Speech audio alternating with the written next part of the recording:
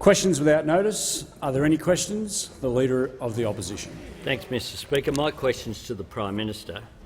This parliament stands united in support of Ukrainian sovereignty and in opposition to Russia's attempt to intimidate the government and the people of Ukraine. Can the Prime Minister outline the steps he has taken to convey this parliament's support to his Ukrainian counterpart, and can the Prime Minister provide the House with an update on the current situation in Ukraine? The Prime Minister has the call. Well, thank you, Mr Speaker. The Minister for Foreign Affairs has been in regular contact with our counterparts on these issues, and we continue to convey our strong support for the people of Ukraine. And we also continue to convey our appreciation to our many partners and allies, Mr Speaker, in the actions that they're taking, working closely with Australia, to send a very clear message to the Russian government that their threats of terrible violence against Ukraine are unacceptable and should be denounced, and all efforts should be made to prevent Russia taking that step in committing that violence against Ukraine. Now, Mr Speaker, last night the National Security Committee of Cabinet I convened again to receive further updates on these matters and the work that we are doing with our partners and the potential response that Australia would engage in the event of such violence being committed against Ukraine, and we are continuing to work through those options with our partners. And in the event that those terrible events take place, then we will move swiftly with our partners along the lines that we were considering and discussing, not for the first time last night, Mr Speaker, but we have considered on many occasions meeting as a National Security Committee to address those issues. On the 29th of November in particular, Mr Speaker, in communicating directly to Australians who could be affected by this, we warned Australians of the build-up of Russian troops on the Ukraine's border. On the 18th of December and the 11th of January, we urged Australians to reconsider their need to travel to Ukraine due to security concerns. On the 24th of January, we raised our travel advice to its highest level, do not travel. On the 8th of February, we again urged Australians to leave immediately. On the 13th of February, we relocated our embassy to Lviv. We will continue to keep the House updated on this very serious situation. The other point we have been clearly making is we would expect all nations, all governments around the world, to be denouncing what is taking place with the threats of violence against Ukraine. And I do note that the Chinese government, together with the Russian government, have been banding together on this issue, and the Chinese government has not denounced what is occurring in Ukraine. And I would urge the Chinese government and all persons in this place to join with the government in urging the Chinese government to denounce those actions and to allow an appropriate response through the United Nations rather than resisting that being done through the National Security Committee. The member for Moncrieff has the call. Thank you, Mr Speaker. My question is to the Prime Minister. Will the Prime Minister please outline to the House the importance of the Morrison government's actions to strengthen the character test so that we can quickly deport non-citizens who commit violent or sexual offences? Is the Prime Minister aware of any alternative approaches? The Prime Minister has the call. Well, thank you, Mr Speaker, and I thank the member for Moncrieff for her question. Mr Speaker, in Australia today there are foreign citizens who have been convicted of very serious crimes against Australians, who have been jailed, and as a result of the law as it stands today, Mr Speaker, despite our efforts as a government, we are unable to deport. Now, Mr Speaker, since we came to government, we have deported some 10,000 people who have acted against the Australian people by committing crimes. And, Mr Speaker, as our first Minister for Immigration and Border Protection, I began that process, Mr Speaker, and one in particular was one Mr Alex Vella, the head of the Rebels motorcycle gang, Mr Speaker, where I took the initiative to see that his visa was cancelled, while those who preceded me from the Labor Party sat silently and did nothing and allowed him to be here and lead that outlawed motorcycle gang here in Australia. So from the very outset, Mr Speaker, our government has been taking action on these issues, and as Immigration Minister I began the process of strengthening our laws to ensure we could continue to take these actions. That was followed up by the now Minister for Defence when he was our Minister Member for for Home Cooper Affairs is and, of course, warned. the Minister for Home Affairs today. And, Mr Speaker, there are still changes that need to be made to strengthen these provisions so people convicted of serious crimes. It's not a low-level crime to be involved in armed robbery, serious violent crimes, assaulting police, domestic violence, and there is the loophole where a judge hands down a lower sentence than 2 years, Mr Speaker, then they can get off when it comes to having their visa cancelled and being deported. Now, those opposite, the Labor Party, the Labor leader, together with the Greens, Labor and the Greens, have been denying us this change for the last 1,200 days, Mr Speaker. And the reason for that is the weakness of the Leader of the Labor Party, Mr Speaker. He will not stand up, as he wouldn't stand up, Mr Speaker, on these issues. The Leader of the Labor Party— The Manager of Opposition Business on a point of order. Under Standing Order 90, and I refer to your previous rulings on character attacks.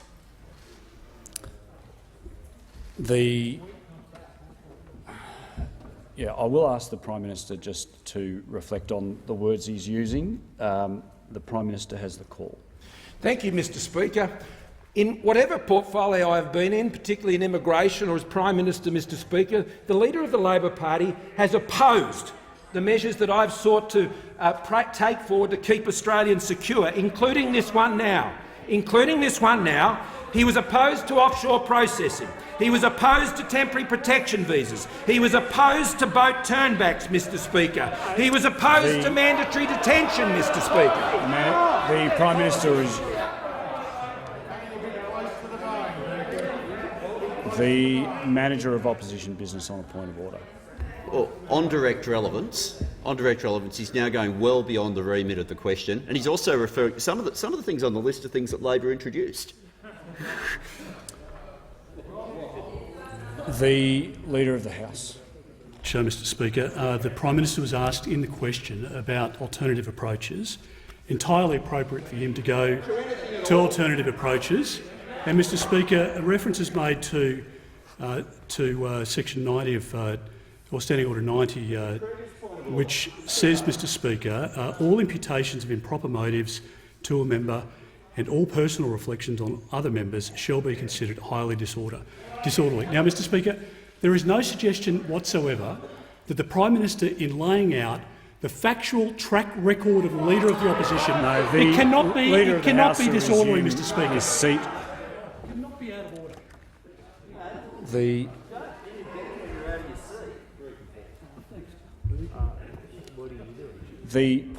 most recent point of order is in relation to alternative approaches. The most recent point of order raised by the Manager of Opposition Business is in relation to alternative approaches. And if I can paraphrase, the concern is that alternative approaches doesn't give a right to address any alternative approaches. The Prime Minister was, in my view, broadly on point in relation to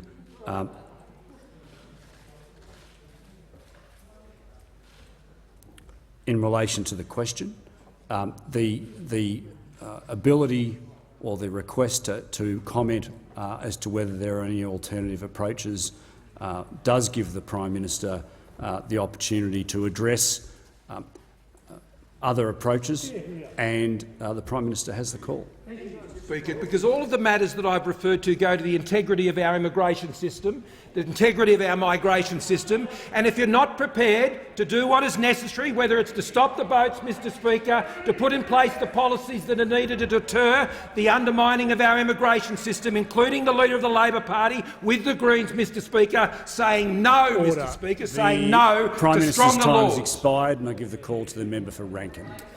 Thanks very much, Mr Speaker. My question is to the Treasurer, and I refer to his previous answers in this House and to this report in today's Financial Review headlined "Liberal MP backs inheritance taxes." The member for Rankin. Now that the Treasurer's desperate scare campaign has blown up in his face, Will he stop spending his day poring over speeches from more than 30 years ago, stop trawling his opponents' websites, abandon his unhinged scare campaigns and just do his job for once? The Treasurer has the call. Well, Mr Speaker, I thank the 12th man of politics, Mr Speaker, the Shadow Treasurer, and thank you, comrade. Now, Member as for the Moreton is the warned. member for Mackellar, he has said he never has supported an inheritance tax. But it's not something Member that the for Leader Rankin. of the Opposition could ever say. It's not something that the Leader of the Opposition could ever say. Because this is what the Leader of the Opposition, the alternative Prime Minister of Australia, has said. I am pleased to move this resolution calling upon the government to consider the imposition of The an Treasurer inheritance resume his tax. seat. The Deputy Leader of the Opposition on a point of order. Point of order, Mr Speaker. It's a Member point of for order on the Rankin. basis of relevance. The question didn't ask for alternative approaches. I'm sorry, I couldn't hear the Deputy. The point of order is on the basis of relevance. The question didn't ask for alternative approaches.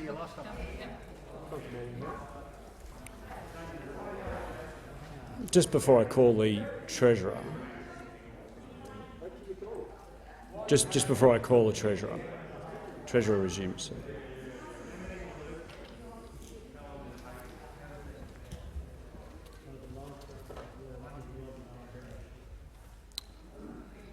I don't have a copy of the transcript of the question, but the Treasurer was asked about alternative taxes and whether they've worked it or not, and whether he would abandon a scare campaign. I mean, the question is very broad.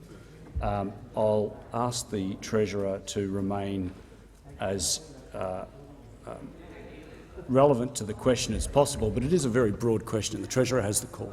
Well, thank you, Mr Speaker. Well, we know that the Leader of the Opposition, someone who's never delivered a budget, someone who's never held a Treasury portfolio, but someone Members on my left. to his great credit, has Member tabled for his McEwen. high school essay, Mr Speaker. Someone who's tabled his high school essay. Which, Mr Speaker, but the reality is the Leader of the Opposition, the alternative Prime Minister himself, has supported death duties, Mr Speaker, supported an inheritance tax. And even as a shadow minister, the Leader of the Opposition has supported wealth taxes, Mr Speaker, and has said that Australia should get its priorities back in balance. Now, the Leader of the Opposition The Treasurer will resume his seat. The Manager of Opposition Business. Mr Speaker, just on disorderly conduct, I'm just wanting to clarify, is the reason that you're saying this is in order is because the question referred to his unhinged scare campaign, and as long as he gives another unhinged scare campaign, he's being relevant to the Manager of question. Opposition Business, that is not an appropriate point of order. The Manager of Opposition Business knows that that's not an appropriate point of order. The Treasurer has the call. Thank you, Mr Speaker. The Leader of the Opposition wants the Australian people to forget his own words. He wants the Australian people to forget his own words. He wants to be a small target to sneak into government. Well, we've got news for him. When you are running to be the Prime Minister of Australia, the Australian people deserve to know what you have stood for, Mr Speaker.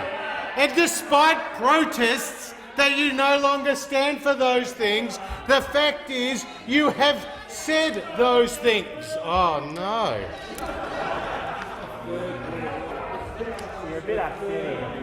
The Leader of the Opposition, on point of order. Yes, Mr Speaker. It goes to disorderly conduct. Well, It goes to disorderly conduct. It is not in order for a minister to just stand at the dispatch box and give a three-minute attack based Leader upon goodness knows what, when the question was the about Leader of the today's Opposition will front resume his page. seat.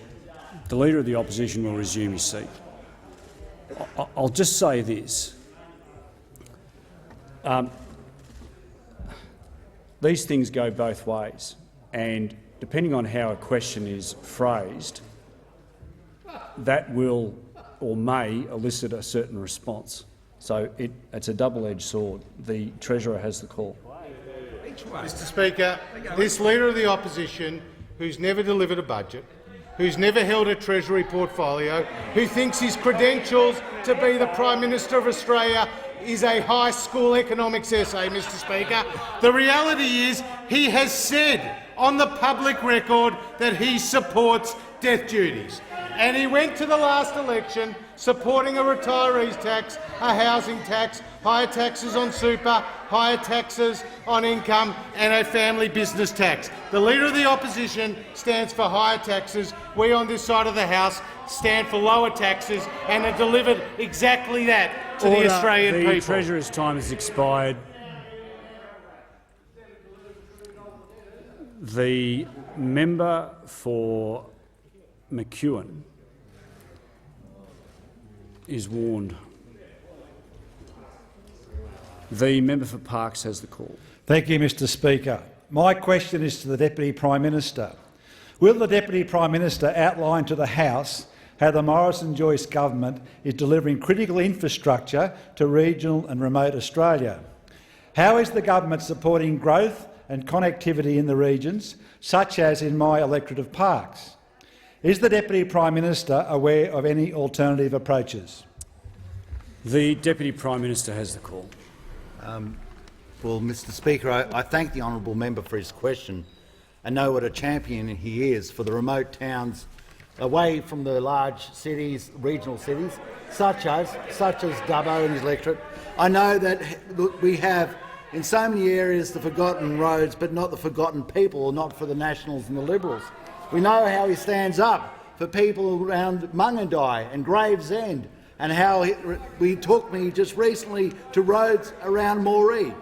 And it's the Nationals and the Liberals that have put money on the table for these forgotten roads, these roads of neglect that are so vitally important for people. And it's not just in the member for Parkes electorate. The member for Cowper's electorate, he's made us aware of the Taylor's Arm Road and the Willawarren to Maxwell Road and the South Bank Road from Yungai Rail through to Tamban.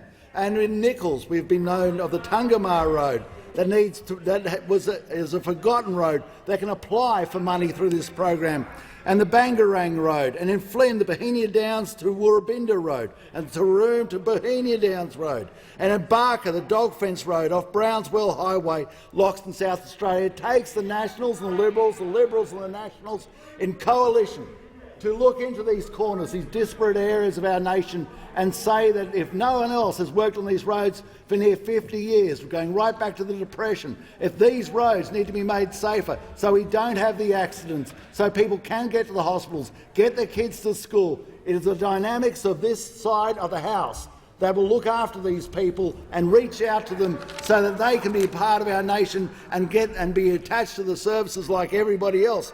Now, the member for Parkes also asked for any alternative policies, and of course it's the member for Moreton who immediately, when this came out, suggested that this was not needed. This was a waste of money. We have Green senators who tell us that roads are things of the past. They're not going to utilise roads, and that, of course, that is what the Australians are focused on. They're focused on the Green Labor coalition. Now, the Green Labor relationship was on last week. We had the Leader of the Greens talking about the relationship was on, but they had a bad Valentine's Day. They had a bit of a tiff, and the relationship's off again. So it's on, it's off. It's like Liz Taylor and Richard Burton. It has lots of episodes, but we know where it ends up. And where it ends up is with a road to perdition for Gladstone, a road to perdition for the Hunter Valley, a road to perdition for so many regional areas that would see a Green Labor alliance as the mechanism that would bring about such a loss of standard of living, a loss of income prospects in the future, and a lesser nation. The member for Eden Monero has the call. Thank you, Mr Speaker. And my question is to the Prime Minister. Last night at Senate estimates, an official confirmed that 3 years after it was announced, not a single cent of the $4.8 billion Emergency Response Fund has been spent on disaster recovery, and in that time it has earned $836 million in interest. What sort of incompetent government sets aside $4.8 billion for disaster recovery and doesn't spend a cent? The Prime Minister has the call. Thank you, Mr Speaker. The member would be Members aware— on my left.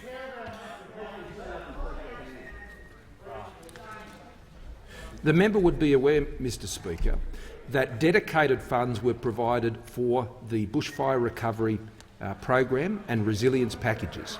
Mr Speaker, that is more than $2 billion that was directly allocated to ensure that we could support those communities affected by the Black Summer bushfires. The measure that the member is referring to is a long-term measure which enables funds to be drawn down to support the resilience of communities over the long term.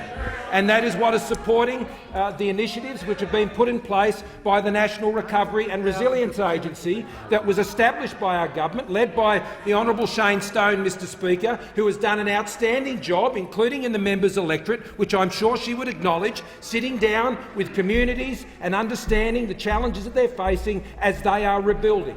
So more than $2 billion, Mr Speaker, has been allocated directly, not to pull it out of some other fund, but, Mr Speaker, to ensure directly the urgency of those issues could be addressed. And the rebuilding and the resilience programs continue to be funded and continue to be implemented right across the country, Mr Speaker. And so it is important that that work continues.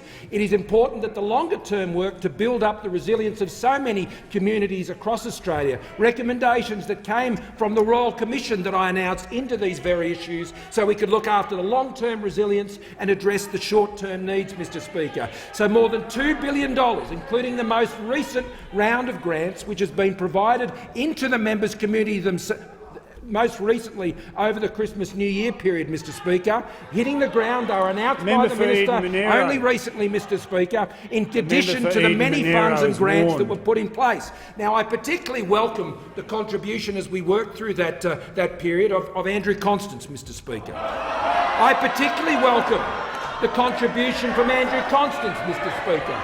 It was Andrew Constance, Mr Speaker, the Prime Minister will resume his seat.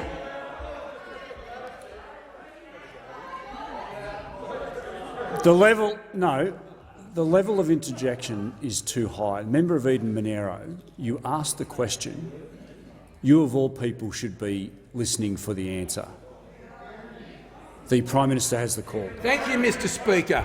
I welcome the contribution of Andrew Constance, who came to me, Mr Speaker, and we worked together to ensure that the small business grants program that were provided to support those communities was upgraded, and the timeliness delivery of those grants was done in accordance with the model that we worked up together. And I can say to those electors in Gilmore, Mr Speaker, that Andrew Constance, as our Liberal candidate for Gilmore, Mr Speaker, will be a great advocate for you here in this place, as he proved to be in the seat of Bega in the State Parliament, as he proved to be, Mr Speaker, always taking these issues up directly. Is this a point of order? The Prime Minister will resume his seat. The Leader of the Opposition on a point of order.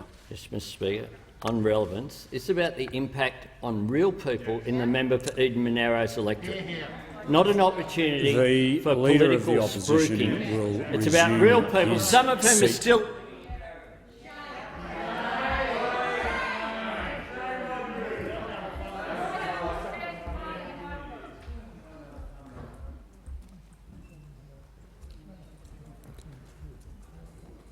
I don't know how many times I have to say this, but if you want me to rule on points of order, the level of interjections is ridiculously high.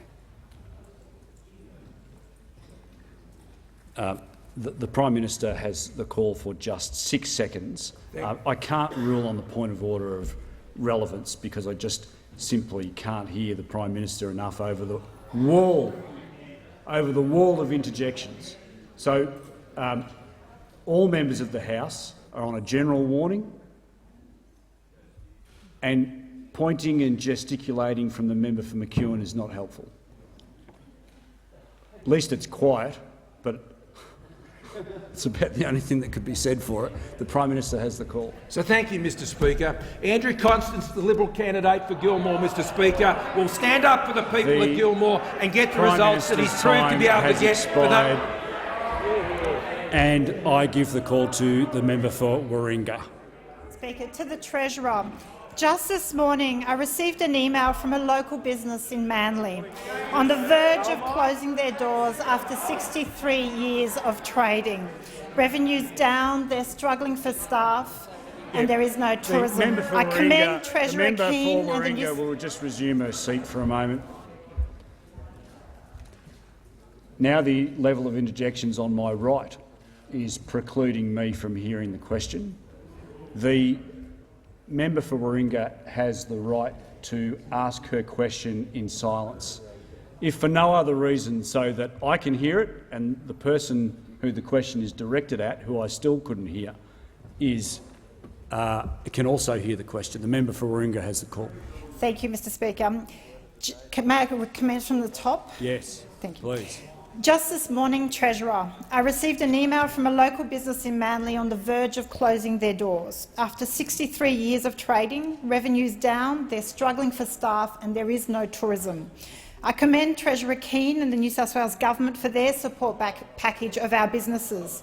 The federal government is riding on the coattails of New South Wales economy when it suits them, but is now not standing with the New South Wales Treasurer to match their support package. Will you commit to support struggling businesses in Warringah and New South Wales? The Treasurer has the call. Well, thank you, Mr Speaker, and I thank the member for a question and hope that letter she received had a $100,000 cheque and it was properly disclosed, Mr Speaker, because these independents are speaking from both sides of their mouth, Mr Speaker. The last thing they are is a true independent. Now, the reality is this side of the House have helped deliver more than $60 billion of economic support to the people of New South Wales, Mr Speaker. Record support to the people of New South Wales. Whether it's been the JobKeeper payment, whether it's been the cash flow boost, whether it's been the $750 payments to pensioners, to carers, to veterans and others on income support, Mr Speaker, or whether indeed it was the COVID disaster payment, where we picked up the tab during the recent Delta outbreak. And we did partner with the New South Wales Government on a 50-50 basis to provide business support, Mr Speaker, which was very important. But now the economy is recovering strongly. There are definitely businesses and families who continue to be challenged by the current economic conditions. But Australia has outperformed all major advanced economies. And we have been there for the Australian people. We have been there for the people of New South Wales when they needed our help.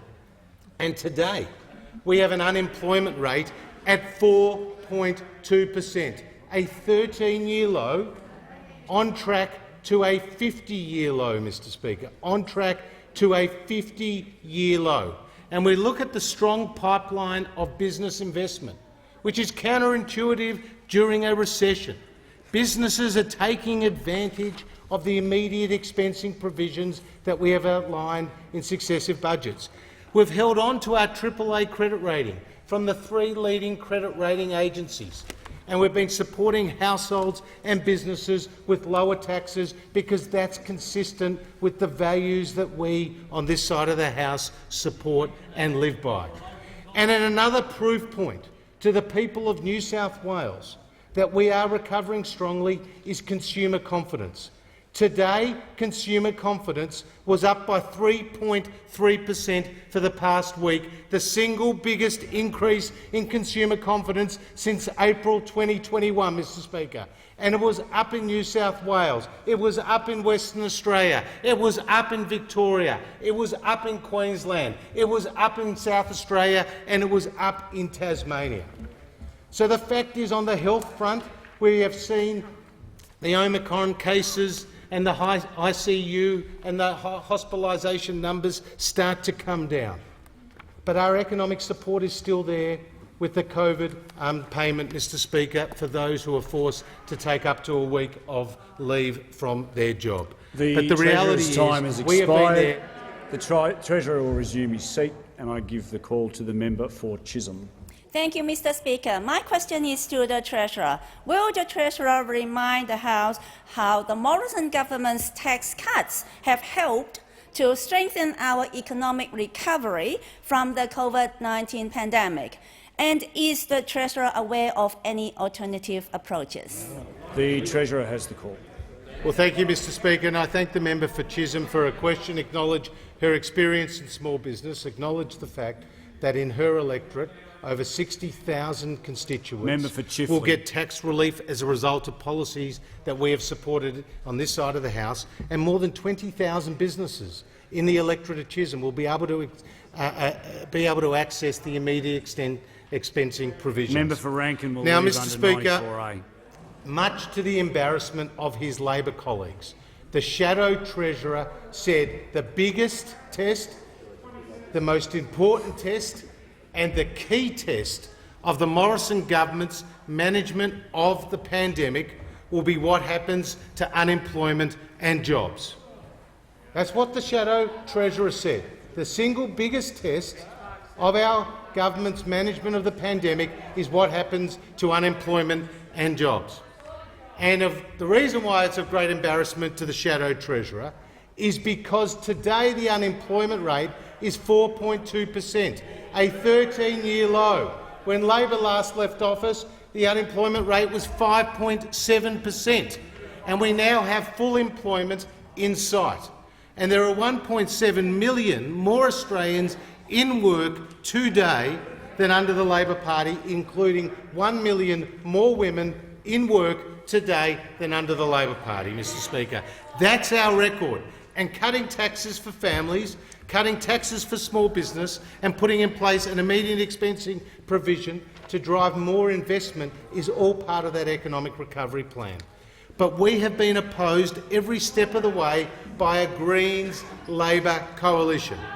And beware those who protest too much. The other day it was the Leader of the Opposition ruling out partnerships with the Greens, even though he was part of a government that was in partnership with the Greens. Today it's the Leader of the Greens who's ruling out a partnership with the Labor Party, even though he was celebrating the fact that he's calling his own members shadow ministers, Mr Speaker. Now this Leader of the Opposition, this Leader of the Labor Party, who's never held a Treasury portfolio, who's never delivered a budget, but who has tabled his Year 7 economics assignments. The Manager of Opposition Business on a point of order. Yeah, Mr Speaker, on direct relevance, I just don't see how this is possibly in any way directly relevant to the question that was asked. The Manager of Opposition Business will resume his seat. The Treasurer was asked about alternative approaches in relation to economic recovery. The Treasurer is being relevant. The Treasurer will. The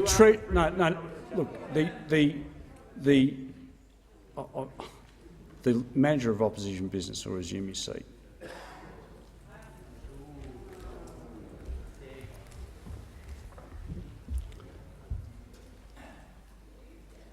The Treasurer has the call. Mr Speaker, the reason why this is a relevant alternative approach is because the Labor Party and the Greens have an alignment of policies. An alignment of policies on a family business tax, an alignment of policies on a housing tax, and an alignment of policies when it comes to higher taxes on super and income, and higher taxes on the mining companies, Mr Speaker, and indeed on electricity prices. And of course, an alignment of policies when it comes to this Leader of the Opposition and that Leader of the Greens with respect to death duties and an inheritance tax. The Treasurer will resume his seat. The member for Gilmore has the call. My question is to the Prime Minister. Over the weekend, the New South Wales Premier said South Coast communities were still struggling with bushfire recovery and admitted his government could have done better. Will the Prime Minister also admit he failed my community by failing to deliver the support he promised? The Prime Minister has the call. Well, thank you, Mr Speaker.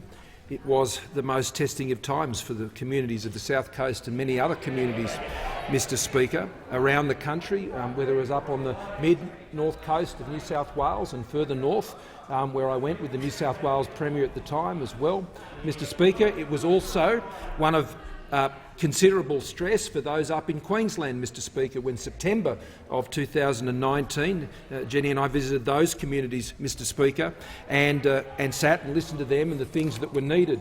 And so in early 2020, Mr Speaker, that's why we put in place the actions which were coordinated through a Coordinator-General for some $2 billion worth of support to aid the immediate assistance and recovery from those bushfires. Mr Speaker, we also, for the first time, Mr Speaker, had a mandatory call-out of the Defence Forces to support in Operation Bushfire Assist, something that we had pre-prepared for in about October, I think, from memory, Mr Speaker, with the then Minister for Defence. A trial run was conducted, and that meant we could move to support our state governments, and I thank the state governments who accepted that assistance, Mr Speaker. The Victorian government in particular was very appreciative of that assistance, Mr Speaker, and as we saw, the HMAS Adelaide down there off Malakuta in particular, Mr Speaker, bringing so many people to safety. And so this was a great national crisis, particularly in the early stages of 2020, Mr Speaker, and the government responded with clear funding commitments and clear commitments, Mr Speaker, to get that onto the ground, but also with an open mind, and that's where I share the views of the now New South Wales Premier. And, Mr Speaker, that's why I thank the former state member for Bega and the Liberal candidate for Gilmore, Andrew Constance, Mr Speaker, and people will recall that at that time the then member for Bega and State Minister was very upset with the government, Mr Speaker. He was. And he said some very direct things to me, Mr Speaker. And I'm glad he did, Mr Speaker, because he was instrumental in assisting the government with tailoring our assistance and making sure that the old rules, which weren't working fast enough for those communities, were changed. So, Mr Speaker, it was my view then at the time that we needed to change it, and it was the Liberal member for Bega, Andrew Constance, who brought that to the government, worked closely with the government, despite, Mr Speaker, his strong views, and I thank the Liberal candidate for Gilmore now for that. The Prime Minister will resume his seat. The Prime Minister has concluded his answer. Manager of Opposition Business. The member for Herbert has the call. Thank you, Speaker. My question is to the Prime Minister. Can the Prime Minister outline to the House why it's important to take a consistent position on law enforcement and national security, to keep Australians safe? Is the PM aware of any alternative approaches? The Prime Minister has the call. Thank you, Mr Speaker, and I thank the member for Herbert for his consistency, Mr Speaker, having served in uniform like many in this chamber, and I thank them all for their service, because those who put themselves at greatest risk need to have the confidence that the government, Mr Speaker, that can send them in the harm's way is consistent when it comes to the issues of law and order and national security.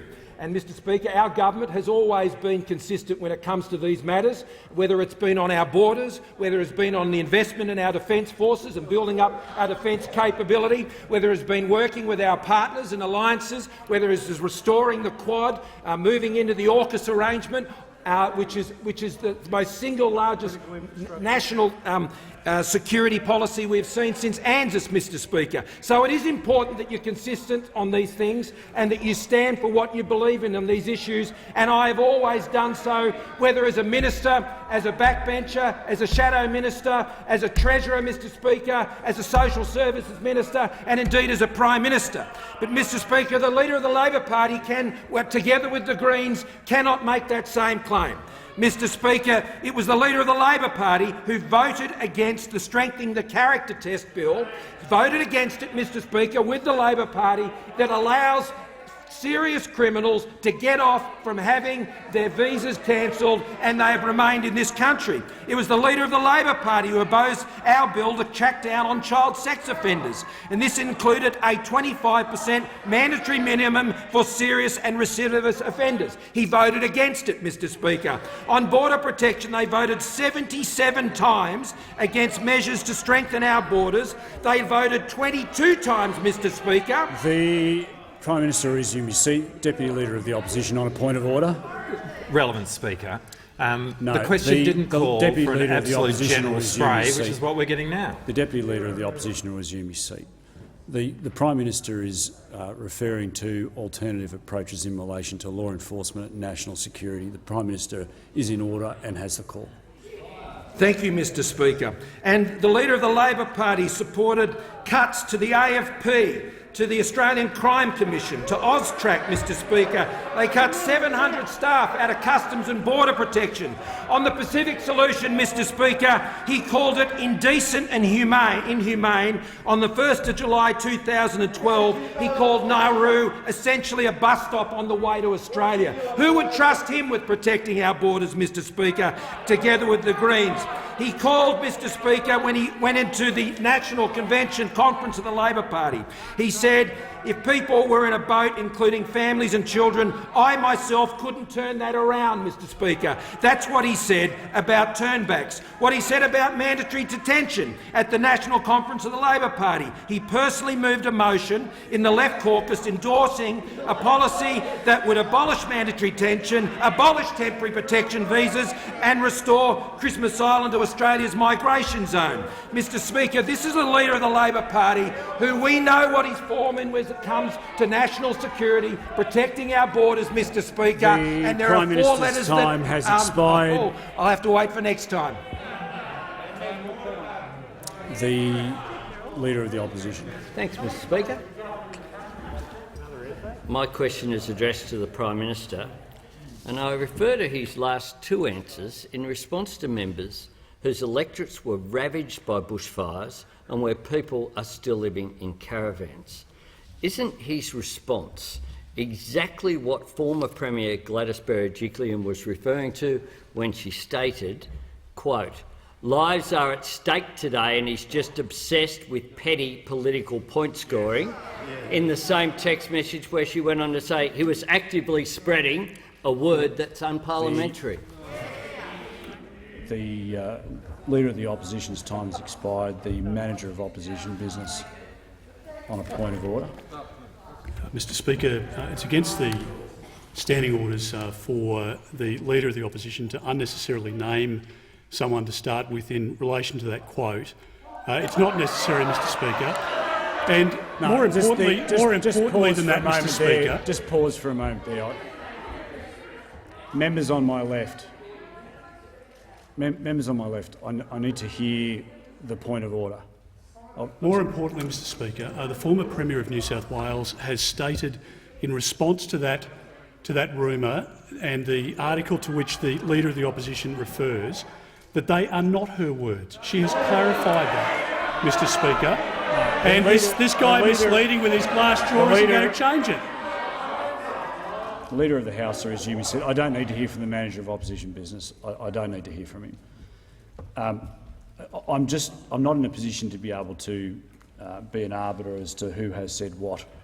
The question is in order, and the Prime Minister has the call.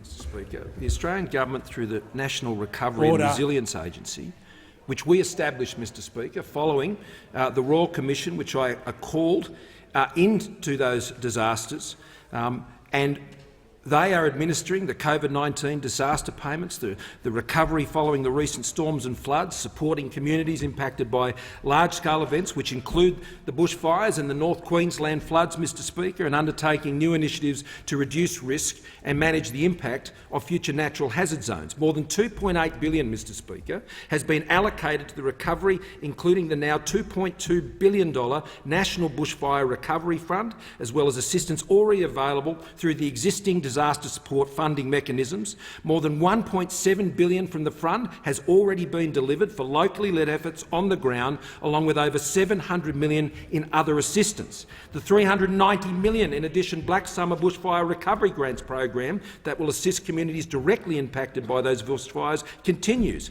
and it remains a priority On February only of this year, the Minister for Emergency Management and National Recovery and Resilience announced the government would provide an additional $110 million on top of the $280 million already committed to provide further support to those communities. I remember vividly at the time, Mr Speaker, when I announced the $2 billion in early January in the Prime Minister's courtyard, saying this is what we will do, and if we need to do more, we will do more. And we are doing more, Mr Speaker. And we are continuing to deliver this support on the ground. We are continuing to work with the state government, who obviously is seeking to address the accommodation issues, Mr Speaker, and we continue to support the communities when it comes to their resilience and their recovery on the ground all over the country, Mr Speaker. The Leader of the Labor Party has been seeking to exploit natural disasters for political gain for the last 3 years, Mr Speaker. It's a grubby tactic on his behalf, and it reflects on his character, and he's failed the character test.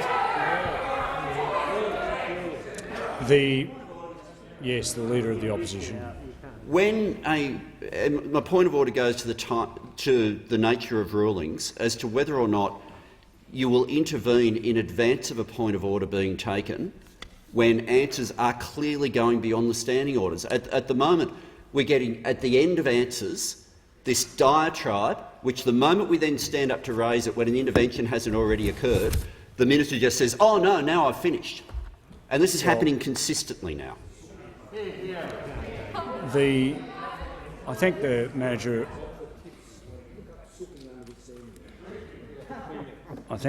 of Opposition Business on the point of order, for the point of order.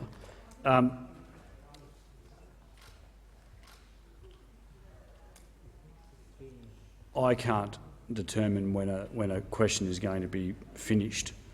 That's a matter for the person that's answering the question. But what I will say is this.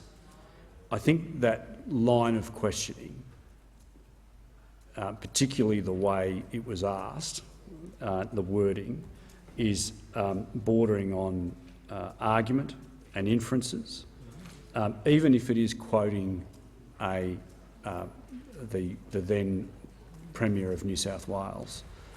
I think the Manager of Opposition Business know exactly what I'm talking about. So I let the question through, but it was bordering on being out of order in any event. The member for Robertson has the call. Thanks, Mr Speaker. And my question is to the Minister for Immigration, Citizenship, Migrant Services and Multicultural Affairs. Will the Minister please update the House on how the Morrison government is reforming migration law to prevent violence against women and children? And is the Minister aware of any alternative approaches or views? The Minister for Immigration, Citizenship, Migrant Services and Multicultural Affairs has the call. Thank you, Speaker, and I want to thank the member for Robertson for her passionate concern for the protection of women and children against family violence. And recommend, of course, her work to the House. It's true, Mr Speaker, that the reason the government has pursued a change to the character test through legislation over the last 1,200 days, primarily and principally, is to protect the Australian community from harm. In particular, it's to protect women and children from family and domestic violence in the remit that's given to the federal government. That is the protection of our borders, the issuing of visas and the movement of people in and out of Australia. We have particular responsibility, and it's a point advocates for domestic violence victims make over and over again, to make better laws, to work with the judiciary, to change the system, to make sure wherever we have power and responsibility to deal with the reasons family and domestic violence happen against women and children primarily. And that's why it's not enough to talk about these things, Mr Speaker. You have to do them. That's why we've had a bill in front of this House for 1,200 days. 1,200 days. The government has said, give us more power, not just to deal with it when it happens, the horrible crimes against women and children, but to prevent it from occurring in the first place by denying visas offshore. And in response, yesterday we heard a little bit about how Labor hasn't been doing their homework. And I can say that the response from Senator Keneally today again highlights they have no substantial opposition to this bill. She said today that she would use, if she was Immigration Minister, the Labor spokesperson on national security and protection of women from overseas criminals. She would use Section 116 of the Migration Act to deport permanent visa holders. And she said, of course, that I should have been aware of that as Minister and had read that section of the Act. There's only one problem with what Senator Keneally has said publicly just before question time today. If she kept reading the Act, she'd get to section 117 of the Act. And section 117 says that power can't be used in the case of a permanent visa holder cannot be cancelled under section 116. That's millions of visa holders, Mr Speaker.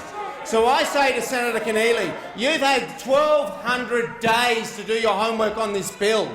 Understand that we are serious about the protection of Australians from serious crime and serious criminals. Read the Act properly and you'll understand this is a good law. The Labor Party should be supporting it. It is inexplicable that the Leader of the Opposition has signed a deal with the member for Melbourne on relation to this bill to oppose these laws when you consider what they do to protect Australians and protect us from future harm and future crimes. The Minister will resume his seat. The Manager of Opposition Business on a point of order. On direct relevance, this claim, which is untrue, about some signed deal, how on earth can that be directly relevant? When it's not true, you've got a minister making it up, you've got a minister not answering the question. The Manager of Opposition Business on a point of will resume his seat. The Manager of Opposition Business knows full well that my role is not to say what is correct and what is not. No.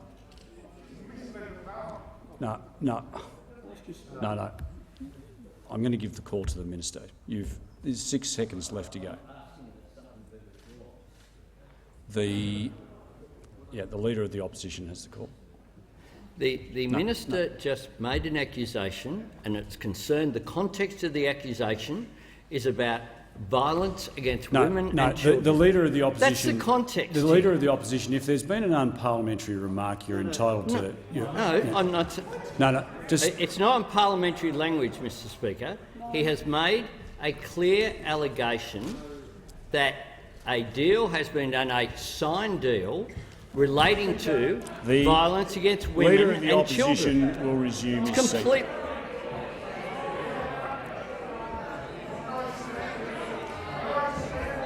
The member for Lyons.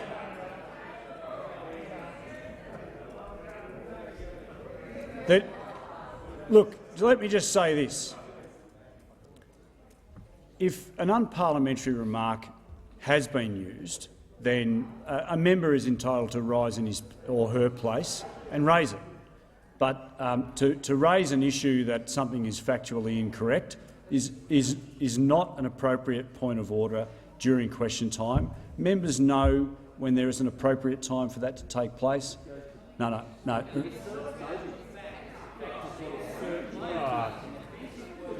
it out. You can't take it. You don't have the call. I haven't given the Leader of the Opposition the call. The Minister has the call. Speaker, the truth is the Labor and the Greens voted against this bill, and I don't believe, and Australians don't believe, the member for Melbourne is just someone that he used to know. The Minister's time has expired. The member for Griffiths has the call. Thank you, Mr Speaker. My question is to the Minister for Home Affairs. The Prime Minister expanded the Safer Communities Fund after the Christchurch terrorist attacks to address risks associated with racial intolerance. The same fund, the Auditor-General has now confirmed, was used to favour coalition seats. The Holland Park Mosque applied for a grant after being subject to a number of Islamophobic attacks, including vandalism that referenced the Christchurch shooter as a saint and someone wielding a machete. Why did they miss out? The Minister for Home Affairs has the call. Well, thank you, Mr Speaker, and I do thank the member for her question. I'm absolutely delighted to take a question on matters that are so important as our national security. But the member has raised issues in relation to the Safer Communities funding and the way that that grant funding is allocated. And can I say that there has been a number of applications that have been made from communities right around Australia.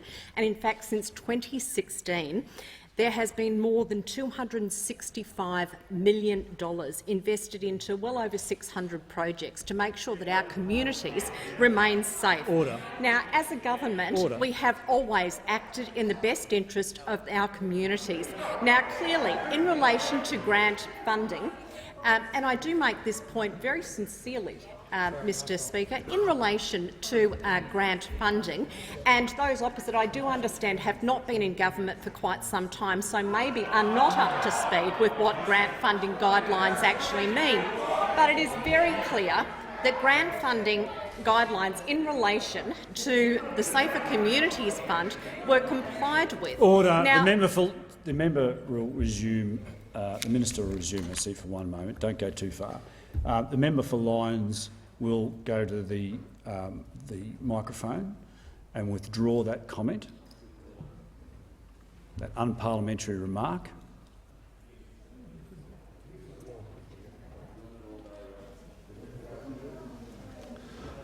I withdraw. And will now withdraw from the chamber under 94A. The minister has the call. Well, thank you, Mr Speaker. Now, what I was saying at the time was that the grant funding programs are properly administered, and in fact the ANAO has on numerous occasions indicated that relevant grant funding programs have been properly administered. Now, Mr Speaker, in relation to particular grants that were awarded under the Safer Communities program, and I think it's important to actually note that a lot of the funding that went towards these programs came from proceeds of crime. So it was money that was actually taken from criminals and diverted into the community. Now, there were a range of programs that were assessed by the department, and yes, there was some intervention from ministers and some of— Order. Members on my left, you might No. want to listen to the answer. There was some intervention from ministers responsible to support key programs in a number of seats. So those opposite can get all precious and work themselves up about how grant funding was in fact allocated. Member for but Griffith. There were instances where ministers did take specific responsibility to make sure that programs were able to be supported in various communities. Yeah, the member for Chifley. Where a specific question was asked about a mosque that had a swastika daubed on it, and this minister cannot answer the question at all and has gone around in generalities. The member for Chifley will resume his seat.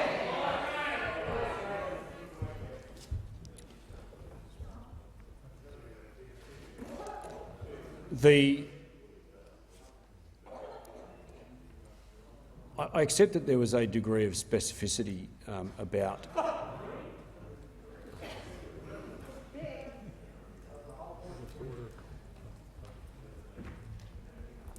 the member for Blaxland.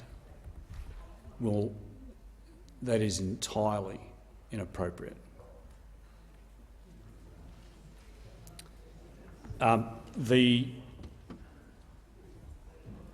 The question goes to the Safer Community Fund. It did expressly go to a specific church, mosque. If the minister is able to comment on a specific application, the minister should say so. If the minister can't, the minister should say so. But the minister has been asked about Safer Community Fund. She is relevant. The member for McEwen will leave under 94A. The member for McEwen will leave under 94A.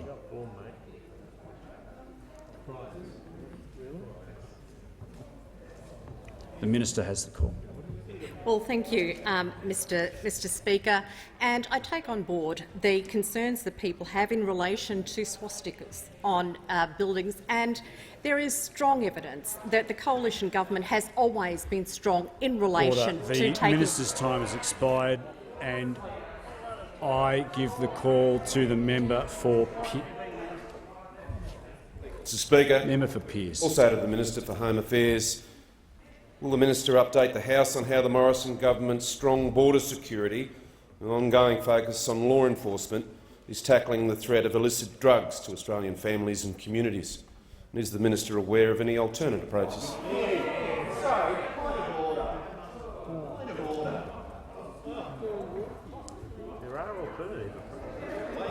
You will get the call. The Manager for Opposition Business. In terms of the expected order of this House, we've got a minister who's now going to be prepared to answer about alternatives, but had no idea and refuses to answer about a mosque that gets a swastika painted on it.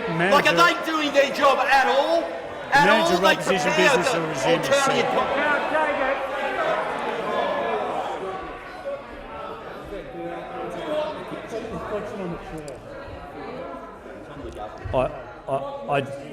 No. Look,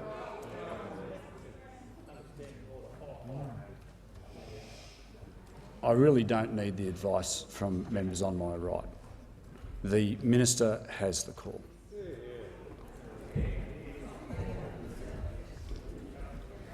Well, thank you, Mr Speaker, and I do thank the member for his question, and I do thank him for his very strong interest in national security and law enforcement matters over a particularly long period of time.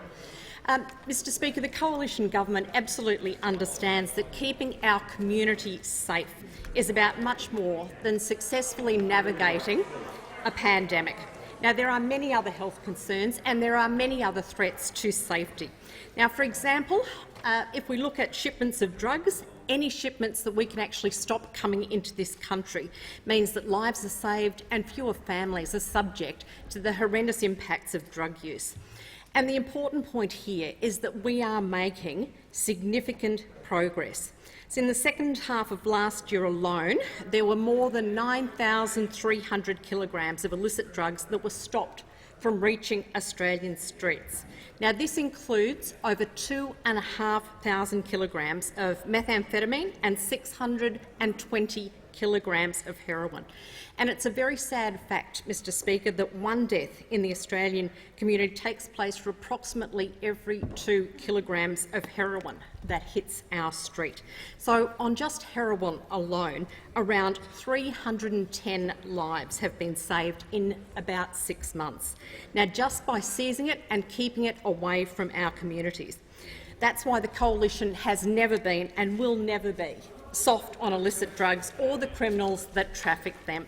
So whether it's detecting drugs at the border, whether it's stopping them from entering into our country, whether it's refusing or cancelling visas of organised crime figures, this government, the Morrison government, is always going to back our law enforcement agencies, and we are going to maintain the integrity of our borders.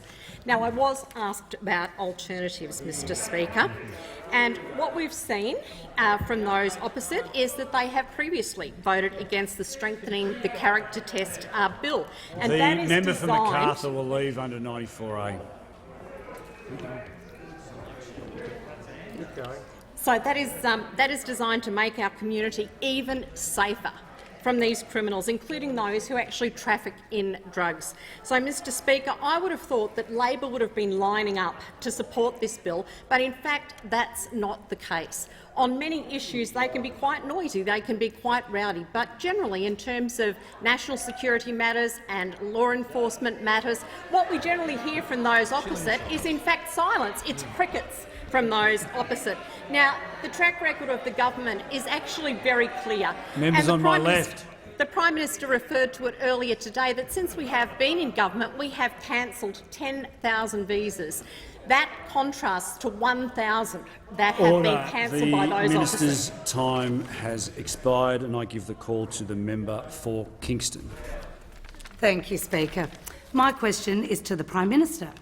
Childcare fees have gone up nearly 40% since this government came to office, but real wages have gone backwards, falling $700 in the last year alone. Hasn't it become harder for working families to make ends meet under this almost decade-old government? The minister has the call. Thanks, Mr Speaker. Can I thank the member for her question when it comes to childcare services and childcare fees. As the government has announced in my EFO in response two pressures in terms of cost of living from the 7th of March this year. So in just 2 or 3 weeks, the average Australian family with a second or third child in childcare will be $2,200 better off. $2,200 better off. Balancing childcare and the childcare needs with our society is important. 47% of Australian families have children in childcare right now. 53% of families don't. Right now, the rebate in terms of childcare subsidy is up to 85%, with the average child or the average family receiving a rebate of around 60%. Over 240,000 children and their families are benefiting. Now, the government understands the challenges with the second and the third child, which is why these extra rebates, over $1 billion coming through, approaching $2 billion, will start earlier than we first hoped by bringing it well forward, understanding the needs that children have. That's $2,200 extra in the family's pocket for over 200,000 children for the second and third child. And if we think through average out-of-pocket costs for centre-based daycare are $4 an hour compared to $4.87 an hour in June 2018. Less than $5 per hour per child for families of 70% of children in centre-based daycare. Less than $2 per hour per child for family of 24% of children in centre-based daycare, and around 90% of families using childcare are entitled to a childcare subsidy of between 50% and 85%. That is the endowment, Mr Speaker, of what the Morrison government has done with a strong economy.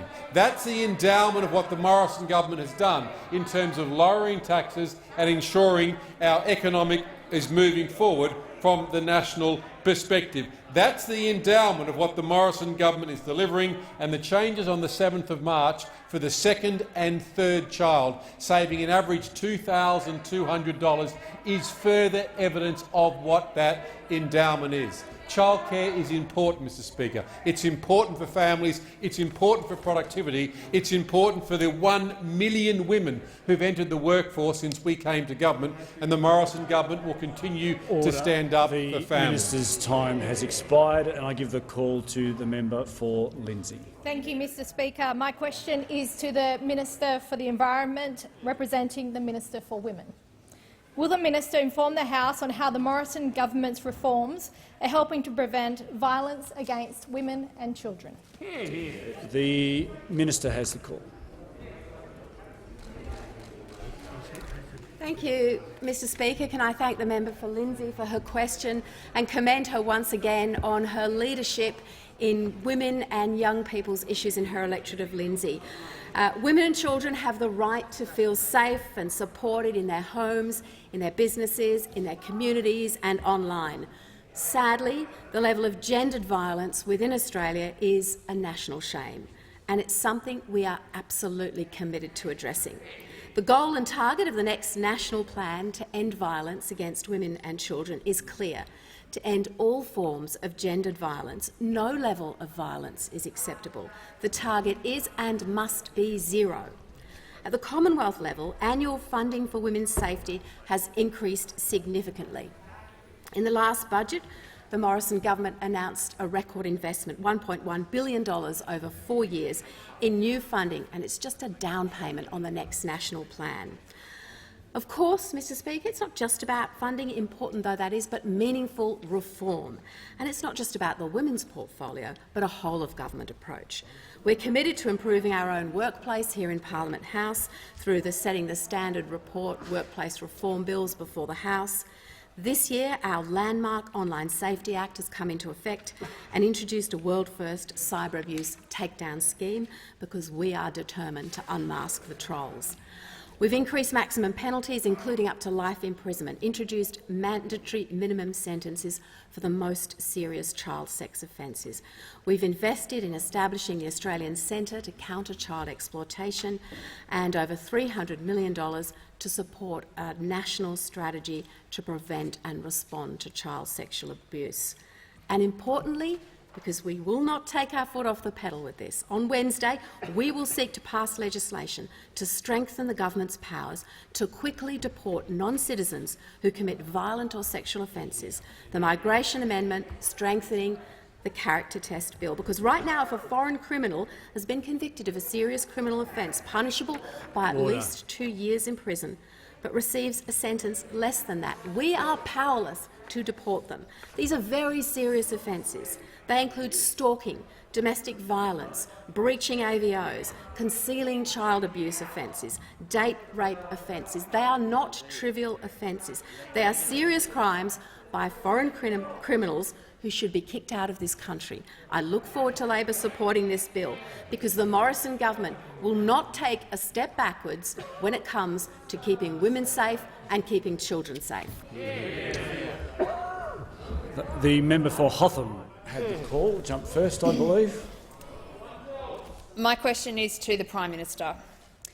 More than 700 people have died of COVID in aged care just this year alone. Tens of thousands are not receiving the care they deserve. The Prime Minister cut $1.7 billion from aged care, and he's refused to sack his totally incompetent minister. Why won't the Prime Minister just do his job and fix aged care? The Minister for Health has the call. Thank you very much, Mr Speaker, and I want to thank the member for her question, in particular in terms of support for aged care.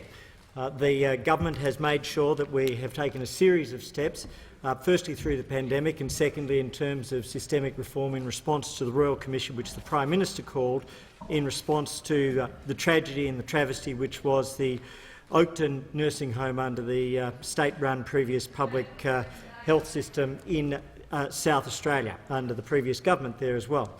In terms of the actions that have been taken during the course of the pandemic, we have at this stage delivered 83.4% of booster coverage to the eligible population. 100% of facilities have had visits, and over 300 have had a second visit for boosters to go back and to encourage. In terms of workforce, we've provided over 82,000 surge positions that have been made available. This year, we've had over 50 million units of PPE, which have been provided to our aged care homes. In addition, that includes 13.9 million rapid antigen tests, which have been in place continuously since August of last year and moving forward. Beyond that, we've also been able to provide now 9 million rapid antigen tests to over 2 million concessional card holders since this program was begun in January. And so all of these elements have come together. More broadly, though, they come against the basis of the largest additional investment in aged care in Australian history. $17.7 billion at last year's budget in response to the Royal Commission. Not just the largest investment in aged care in Australian history, but the largest response to any Royal Commission at any time in Australian history. A commission which this Prime Minister called when no others previously had ever done such a thing. And in particular, amongst that, Member for Franklin. That includes over $7 billion for home care, to provide greater options for people who are staying at home, and over $8 billion all up for residential aged care. And that goes both to the quality of care and to the sustainability of that care. And in particular, that includes the additional funds for nursing care minutes, 200 minutes. That includes the additional funds for ensuring that we are able to have visits from general practitioners. That includes the funds to ensure that there is greater support for the training of the staff, to encourage and to thank them. And there is also the $600 million now through full retention bonus payments to support those staff, to encourage them back in. All of these things are coming together, and although it's been difficult, what we do see is one of the lowest rates of loss of life in the world in aged care, and we thank our staff and honour them for that. The member for Boothby has the call. Thank you, Mr Speaker. My question is to the Minister for Defence. Will the Minister please update the House on the Morrison government's strong and effective measures to protect Australians from harm? Is the Minister aware of any alternative approaches? The Minister for Defence has the call. Thank you very much, Mr Speaker. I want to thank the member for Boothby for her fine service to this parliament, her deep commitment to veterans and to the defence community, Member for Lawler, not just in her seat but in South Australia, and for the decency that she's demonstrated in her dealings with those individuals and many more. Mr Speaker, it is the case that our nation and indeed the world, of course, faces one of the most complex and potentially catastrophic international security environments since the Second World War. We may be on the cusp of Russia going into the Ukraine and the tragedy that would follow that. The consequences that we know would be catastrophic for the region and for Europe and indeed for the world. Mr Speaker, we're seeing the Chinese government amass thousands of missiles in our own region, now with 20 points of military presence in the South China Sea, and this government will do, Mr Speaker, everything we can within our power to keep our country safe, to avoid any conflict in our region and to stare down those people that would seek to initiate conflict in our region. But, Mr Speaker, you need to argue from a position of strength, and you need to have strong character, Mr Speaker, to be able to do it. And the problem, Mr Speaker, is that when I am asked about alternative approaches, it really makes you focus, Mr Speaker. The Minister will resume his seat. The Minister will resume his seat. The Deputy Leader of the Opposition. Yeah, Minister will resume his seat. Thank you, Mr Speaker. Minister resume his seat. Deputy Leader of the Opposition on a point of order. Point of order, Mr Speaker. The Minister is right in describing us as facing the most difficult strategic circumstances we've had, but he can't keep on them for more than 80 seconds before going for alternative approaches. The Deputy Leader of the Opposition. Now, the Minister for Defence is making actually a bit of a habit of this. He's returning to the dispatch box before being called. The Minister for Defence will resume his seat.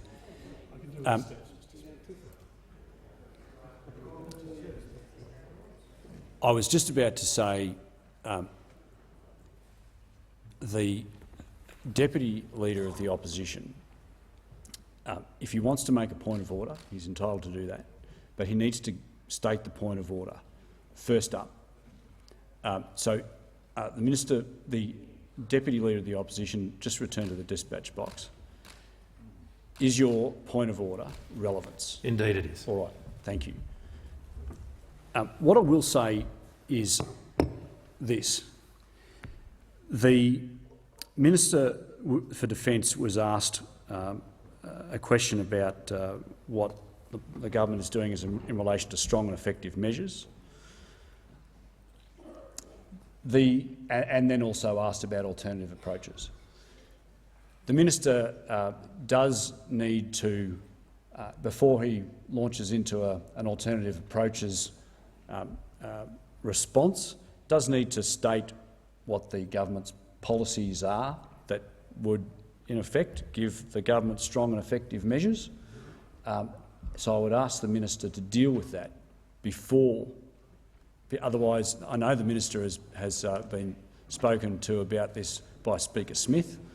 Otherwise, you're comparing an alternative approach to what? So the Minister for Defence has the call. Thank you very much, Mr Speaker. And if I'm asked to compare the pair, I will compare the pair, Mr Speaker. This government, if you ask about this government's policy to keep our country safe and secure, this Prime Minister, this government, Mr Speaker, has entered into an AUKUS agreement with our most important allies to keep our country safe. That Leader of the Opposition, Mr Speaker, when he was Kevin Rudd's Deputy Prime Minister, did nothing at all except rip money out of defence.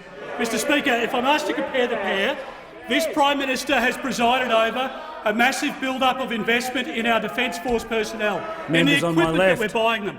Mr Speaker, what did this Leader of the Opposition do? He demonstrated weakness as part of a government that was incompetent and hopeless when it came to national security. Mr Speaker, I'm asked about national security. The approach of this Prime Minister of this government was to keep our borders secure. This Prime Minister and I, Mr Speaker, stopped the boats and we kept them stopped.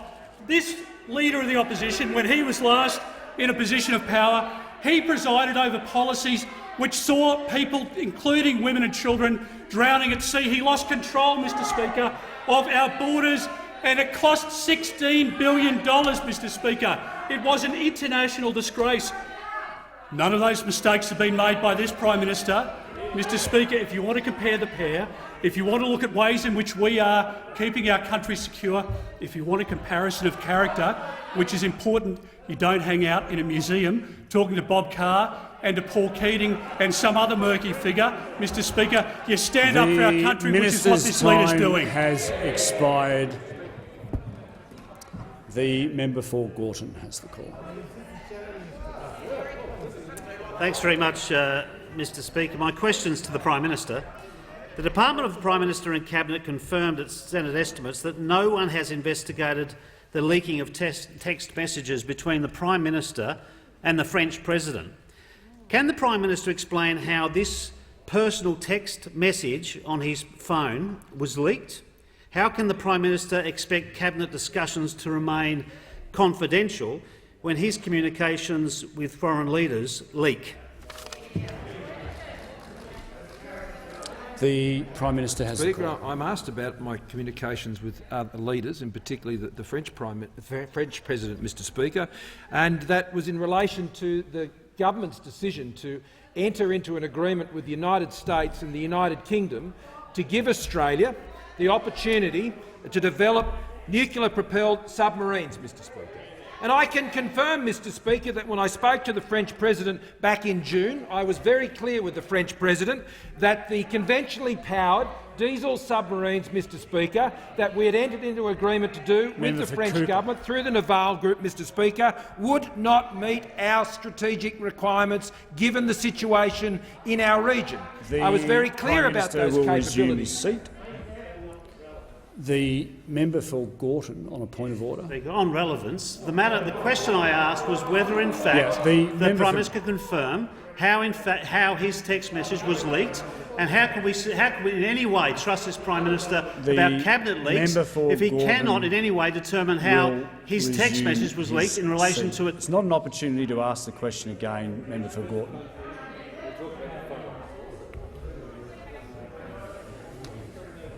The question goes to dealings between the Prime Minister and the question goes to the dealings of the Prime Minister and the President of France and the leaking of text messages. The Prime Minister is relevant and has the call. Mr Speaker. And so when ultimately we were able to form the agreement between Australia, the UK and the United States, known as AUKUS, Mr Speaker, the most significant advance in our partnership arrangements with both of these countries since, Mr Speaker, to protect Australia's national security, as we were able to achieve with ANZUS many, many years ago, Mr Speaker. When this came into position, we were in a position to go forward with our plans to develop nuclear-propelled submarines. Now, at that point, Mr Speaker, we had to advise the French government that we would not be continuing. And if those opposite think there is a friendly way or an easy way, Mr Speaker, to tell another country that a $90 billion contract can't be continued with, Mr Speaker, I'm all ears. But, Mr Speaker, to have engaged in the process that those opposite pretend you could have would have put at risk the AUKUS agreement and Australia's national security. So if I have to decide, because this is what you have to do as a Prime Minister, if I have to decide between Australia's national security interest, Mr Speaker, or potentially offending someone, Mr Speaker, I choose Australia. We know what the Leader of the Opposition would do.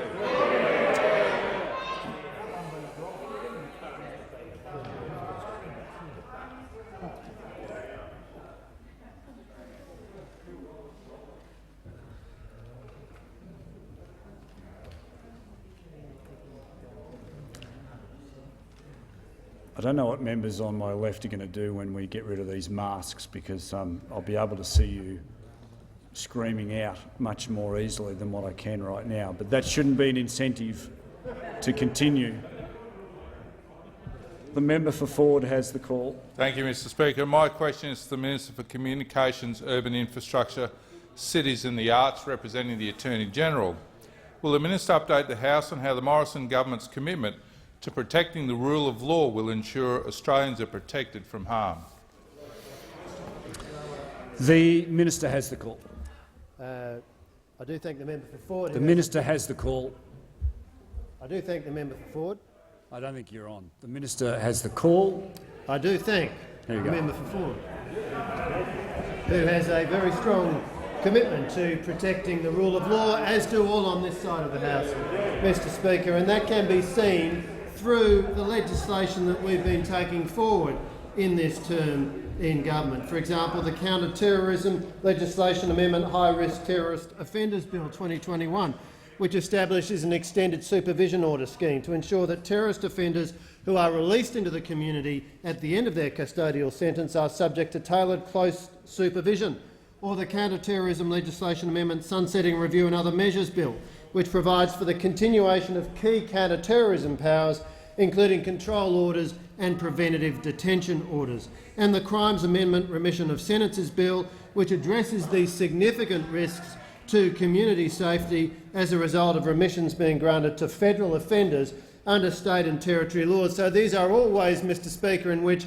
we have demonstrated our commitment to protecting the rule of law, as well, for example, as the Independent National Security Legislation Monitor Amendment Bill, assisting the monitor in the performance of that person's role, Mr Speaker. And we're also very committed to the rule of law online. The rule of law needs to apply in the digital town square as much as it does in the physical town square, and that is a principle that the Morrison government has been taking tangible action to give effect to. We passed the Online Safety Act last year. It's now in operation, giving our e-Safety Commissioner stronger powers to crack down on cyberbullying, on toxic online abuse, on harmful content and on the non-consensual sharing of intimate images. All of these things are devastating to their victims. Sadly, overwhelmingly the victims, particularly the non-consensual sharing of intimate images, overwhelmingly women and girls, and we have taken concrete action to deal with this and other scourges. And, Mr Speaker, we've also introduced the anti-trolling bill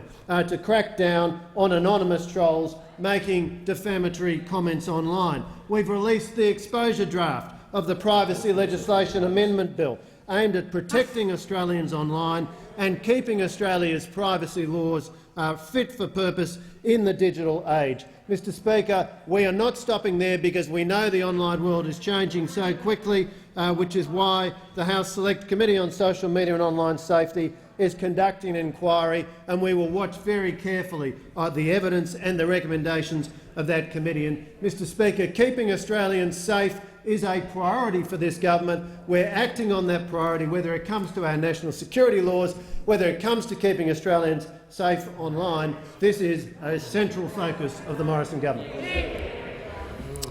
The member for Macquarie has the call. Thank you, Speaker. My question's to the Prime Minister. The price of beef has increased by 65% since this government came to office, but real wages have gone backwards, falling $700 in the last year alone. Hasn't it become harder for working families to make ends meet under this almost decade-old government? The Prime Minister has the call. Thank you, Mr Speaker. I thank the member for her question on cost of living, because there are considerable pressures on cost of living, the inflationary environment that we're facing and the economic uncertainty that is a function of many things, but including what we're seeing in Ukraine. Now, Mr Speaker, in particular in Ukraine, those opposite seem to be puzzled by this, Mr Speaker. They seem to not understand that troops amassing on Ukraine's border and the impact that has on gas prices and petroleum, Mr Speaker, has no consequence for this country. That's what happens when you have an opposition and a Labor Party that doesn't understand the serious issues of national security. I was taking the interjection, Mr Speaker, but I return to the question. On cost of living, Mr Speaker. The inflationary pressures that Australia faces means financial management of the budget, Mr Speaker, and I noticed yesterday the opposition leader sought to refer to his homework, Mr Speaker, when he was a young person. Well, Mr Speaker, that's called a budget. I've done 3 as a Treasurer, I've done 3 as a Prime Minister, and 1 as the member of the Expenditure Review Committee. And that's what you need, Mr Speaker, when Leader it of the comes. Opposition on a point just before.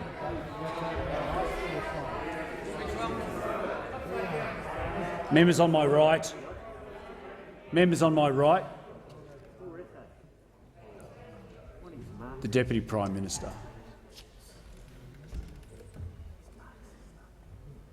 The Leader of the Opposition on point of order. Yes, Mr Speaker, on relevance. The question was about the price of beef going up as an example of pressures on the cost Leader of of the living. Opposition The will Prime resume Minister seat. spoke. Yep. The Leader of the Opposition will resume his seat. No one can hear you, the Leader of the Opposition. The Prime Minister. What I will say to the Prime Minister is that the question was quite specific around cost of living, and I would ask the Prime Minister to return to the question. Thank you, Mr Speaker. I'm addressing what the pressures on inflation are in this country, and which goes to cost of living. And an important way to ensure that we can control those inflationary pressures is the financial management of the government.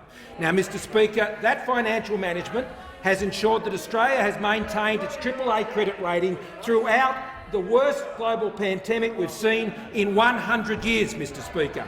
And that is putting downward pressure on inflation. And that's why in Australia we are seeing inflation at less than it is in the United States and the United Kingdom. But let's compare the pair. No. There's no compare the pair. The question was not asked for alternatives. Well, Mr Speaker, let me address cost of living. And I make this simple point. Electricity prices under our government, Mr Speaker, since September 18 have fallen by 2.9%. Under Labor, they went up by 12.9%. Food and beverages have gone up by 2.4%, Mr Speaker, and we acknowledge that.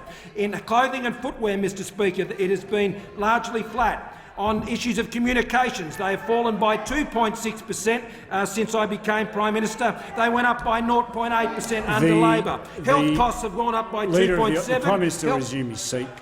If you're going to raise a point of order in relation to relevance, don't bother, because I was just conversing with the member for Corangamite because she was yelling out. So I didn't hear what the Prime Minister had said. Well, the Leader of the Opposition, the Manager of Opposition Business on a point of order. On a point of order, the Prime Minister is now going to the cost of communications in an answer. That's what he went to. He went to the cost of communications, and given your previous ruling, that is defying the ruling that you gave. No. How on earth is communications relevant to prices going up over 8 years? The Manager of Opposition Business the cattle don't will use the resume phone. his seat.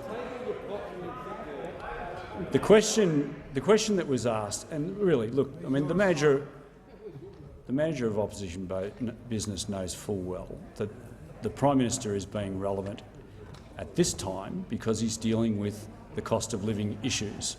The Prime Minister has the call. Speaker, the Labor Party might not think that what people have to pay on their phone bill and on their communications cost is they may think that's irrelevant to the family cost of living, but I don't.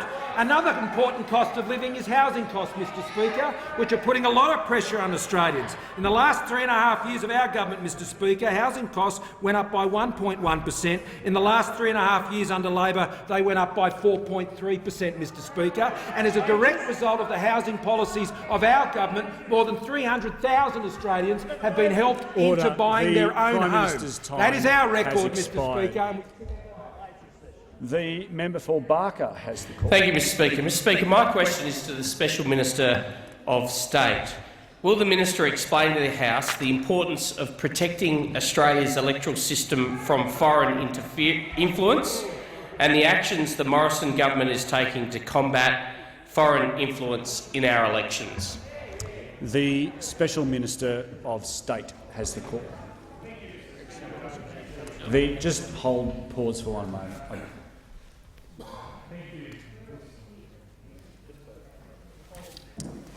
Thank you, Mr Speaker. Special Minister of State has the call. I thank the member for Barker for his question, knowing his concern for foreign influences in our democracy, because now more than ever we must be alert and to ensure that we have the appropriate laws in place to stop foreign entities, foreign governments, foreign companies and foreign foundations from infiltrating our Australian electoral system. Because, Mr Speaker, only Australians should influence the Australian electoral system. Only Australian money should be used to influence Australians on how they cast a vote, and when money is received by anybody, it needs to be appropriately disclosed in accordance with the laws of this land. But, Mr Speaker, our national security agencies are warning us about threats to our democracy from overseas.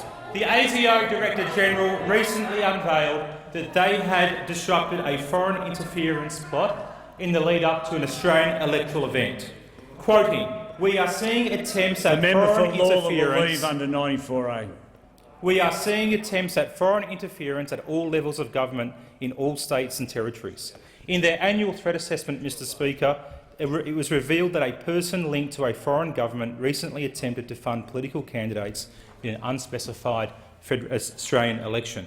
They were doing the bidding of offshore masters, knowingly and covertly seeking to advance the interests of the foreign power and in that process undermine our sovereignty. That's why this government has introduced the electoral legislation Foreign Influences and Offences Bill that we hope to see passed this House today. This builds on our reforms in 2018 to ensure that foreign donations are banned to Australian political parties. Last year, the government sought to tighten and successfully tighten laws to ensure that these foreign donation bans were applied to independents and to the associated entities that support them. The passage of this bill will stop foreign governments from directly influencing, along with foreign businesses, foreign organisations and foreign foundations, from directly running election campaigns in Australia. Because there are those that want to undermine our democratic system and our processes, and they will do so by using their foreign money to spread deception and doubt in our electoral processes. Mr Speaker, there are those overseas, there are foreign governments, foreign businesses and foreign charities that will seek to replace sitting members of parliament with candidates of their choices. They will seek to elect the parties of their choice over those that they don't want to see govern. We must be alert to the risks of foreign interference in our elections. It is a responsibility of this parliament to pass this bill today and to take the threats to our democracy seriously. The Deputy Leader of the Opposition. Thank you, Mr Speaker. My question is to the Prime Minister. Why does the Prime Minister always fail to anticipate problems before they occur, fail to listen to expert warnings and act too little, too late? Why doesn't he ever do his job?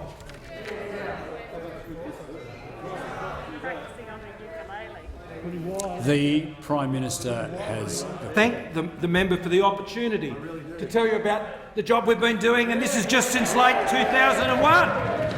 Record high employment. The economy added 64,800 jobs in December, taking employment to a record high of 13.2 million, Mr Speaker.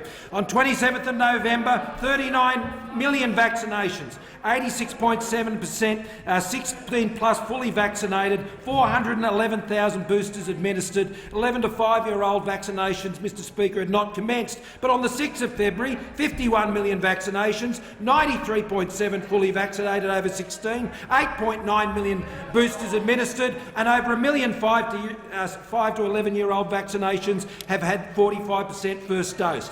We closed the borders to high-risk countries in southern Africa to slow in vaccines on the 27th of November. We have opened all of those borders since then, Mr Speaker, and we are welcoming foreign tourists back into Australia. We convened, Mr Speaker, on numerous occasions at the meeting of state premiers and chief ministers to work through the Omicron variant, which was impacting, and we changed the rules when it came to close contacts, and we arrested the issues that are occurring in our supply chains. $9.8 billion in additional health funding was announced in the mid-year statement, including $308.6 million to make telehealth services permanent. This government has made telehealth services permanent. We activated the private hospital agreement to enable 100,000 private healthcare staff and 57,000 nurses to help in the management of COVID. We increased MBS incentive payments by $10 per booster shot to drive the booster program. We supported Australia's aged care workforce with an additional $800 bonus payment. We approved $116 million in additional funding for rapid antigen tests into residential aged care facilities. We announced free tests, Mr Speaker, for 6.6 million pensioners and Commonwealth concession card holders. The National Coordinating Mechanism activated to address the supply chain issues we were facing. 20 $24 million for telehealth to support GPs, specialists and their patients to stay connected, and over 20 million units of PPE was provided. Mr Speaker, we concluded the reciprocal access agreement with the government of Japan, something we've been working for many years. A reciprocal access agreement with Japan, which is the first such agreement Japan has signed with any country anywhere in the world, Mr Speaker. We're able to land the first comprehensive strategic partnership with the ASEAN countries, Mr Speaker, before any other nation in the world. We increased funding for Headspace. We announced the 2 antiviral COVID-19 treatments approved by the TGA. A new Moderna sovereign vaccine manufacturing facility will be built in Victoria to produce the respiratory mRNA vaccines for future potential pandemics. Mr Speaker, we're getting on with the job. The Prime Minister's time has expired. The member for Leichhardt has. Thank you very much indeed, Mr Speaker. My question is the Minister for Veterans Affairs and the Minister for Defence Personnel. Will the Minister inform the House how the Morrison government is continuing to support veterans and their families, including through legislative reform? The Minister for Veterans Affairs and Defence Personnel has the call. Well, I thank the member for Leichhardt for his question and acknowledge his outstanding 9-year record of service with the Royal Australian Air Force and also his role as patron of the Vietnam Veterans Motorcycle Club. Mr Speaker, yesterday was National Servicemen's Day, when our nation paused to honour and remember the enormous contribution of Australia's NASHOs, including the more than 15,000 who served in the Vietnam War, the over 1,200 who were wounded and the 200 who lost their lives in that conflict. Today, we also remember the fall of Singapore and those tragic events of this day in 1942. Tomorrow, we'll pause to remember the Banker Island massacre, where 22 women, including 21 Australian nurses and up to 60 Commonwealth servicemen and merchant sailors, were brutally killed after Singapore fell. Only Sister Vivian Bullwinkle survived the war. It's a reminder of the extraordinary courage and sacrifice of the men and women who've served our nation in uniform. One living example of service and sacrifice is Bill Wilcox, a proud NASHO from Oberon. As a young man, he had one dream, and that was to play for South Sydney. He got to play one trial game in the red and green before duty called. He got a call back but had to attend and report to national service. On the 21st of July 1969, the same day that Neil Armstrong was walking on the moon, Bill was hit by a mine in the jungles of Vietnam. It was part of the tragic chain of events that is referred to in that iconic Red Gum song, I Was Only 19. To this day, he has dozens of pieces of shrapnel in his body. He was read his last rites at the time.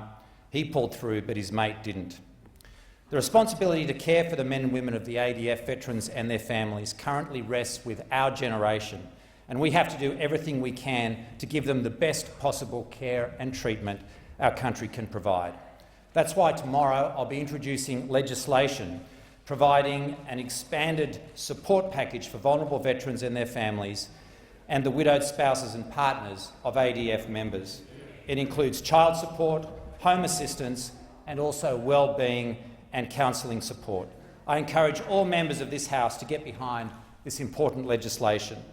I also ask members of this House and the Australian public today to pause just for a moment to remember the extraordinary sacrifice of the men and women who gave so much during those dark and desperate days during the fall of Singapore, and also the shocking and tragic events of the Banker Island massacre. Mr Speaker, lest we forget. The Prime Minister. Mr Speaker, I ask that further questions be placed on the notice paper.